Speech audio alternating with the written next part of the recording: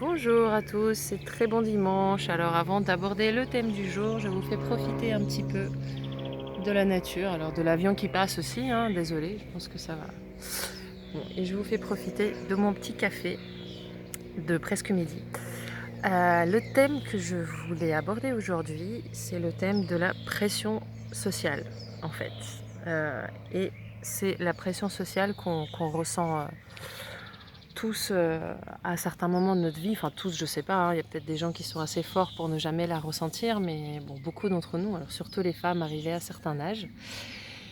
Et, euh, et il y a quelques jours, j'ai eu une prise de conscience par rapport à cette pression sociale, parce que je me suis rendu compte de son côté extrêmement vicieux, et comme en anglais ils disent sneaky, c'est-à-dire que en fait ça fait partie de ces trucs qui se glissent dans nos pensées, mais à tel point en profondeur et à tel point euh, fort, il y a tellement vicieux qu'on se rend même pas compte, et quand on nous parle de la chose, qu'on essaie de nous la mettre sous la nez, on dit bah non, c'est pas ça, c'est pas possible.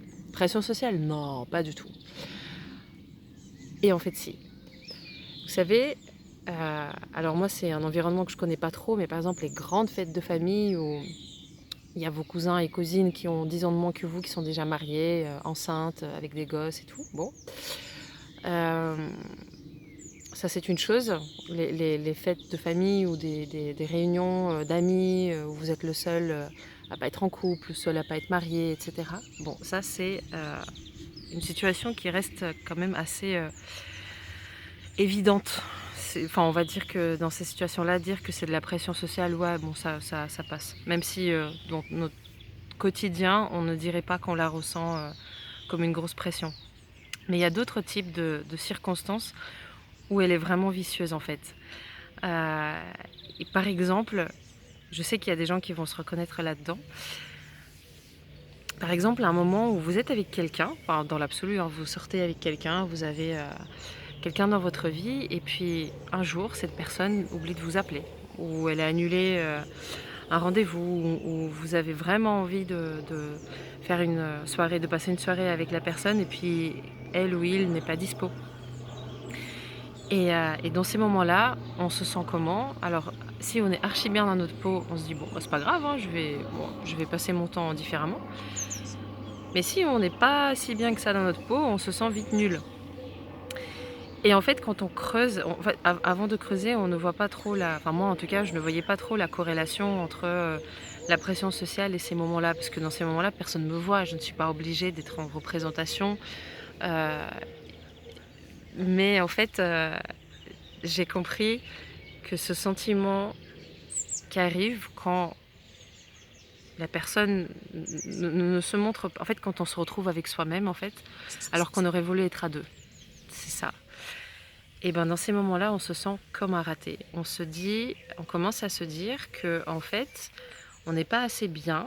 On fait quelque chose qui fait que l'autre ne fait pas de nous sa priorité. Et ça, c'est de la pression sociale.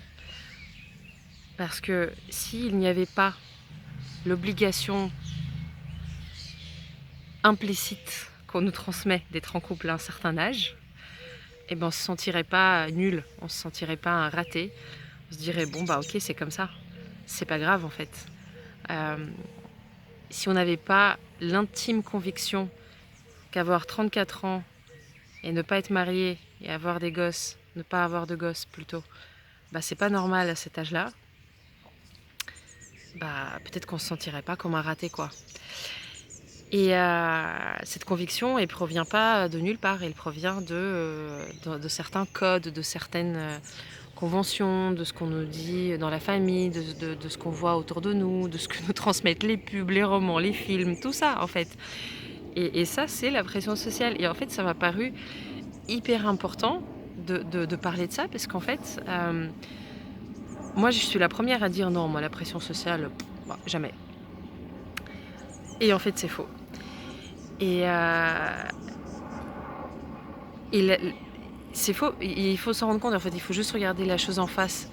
Ça ne veut pas dire qu'on va passer notre vie ensuite à être en colère contre la société et à blâmer la société. C'est pas ça du tout. C'est juste que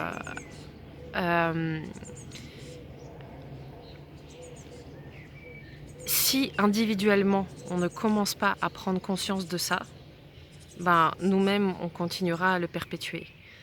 Et on continuera à le transmettre à nos gosses, à nos élèves, à nos neveux, à nos nièces. Donc il faut s'en rendre compte en fait, il faut se le verbaliser, il faut le sortir de notre système parce que c'est insupportable.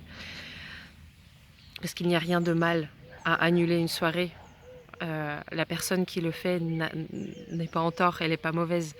Si la personne oublie de nous appeler, de nous envoyer un texto, bah, elle n'est pas en tort, elle n'est pas mauvaise.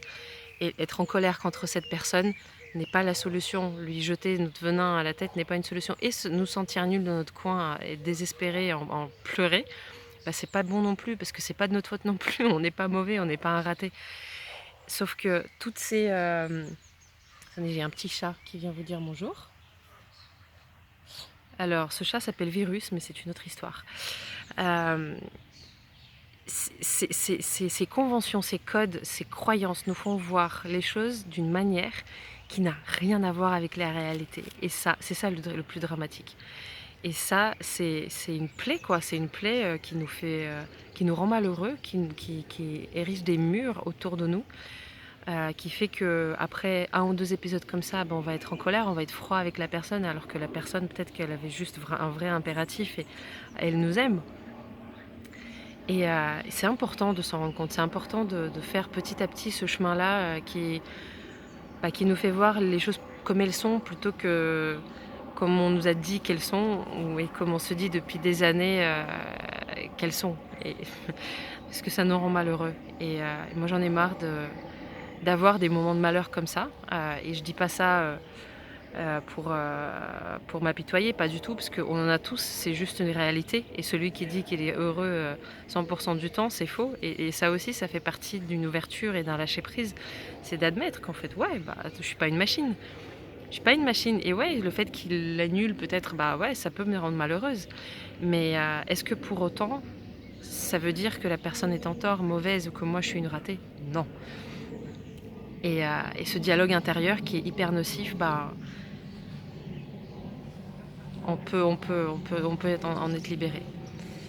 Et voilà. Et la deuxième raison pour laquelle je tenais à aborder ce sujet, c'est que il y a des choses comme ça qui sont tellement vicieuses, tellement sneaky, qu'elles pénètrent au plus profond de nos pensées et de nos croyances, à tel point qu'on ne se rend même pas compte de ce que c'est en fait. Et on se bat, on lutte contre ça, alors qu'on se trompe d'ennemis, on se trompe de démons, on se trompe de combat. Et voilà, ça c'est peut-être une introduction à un autre sujet, mais comme la vidéo est déjà assez longue, je vais m'arrêter là. Juste soyons vigilants et soyons très ouverts.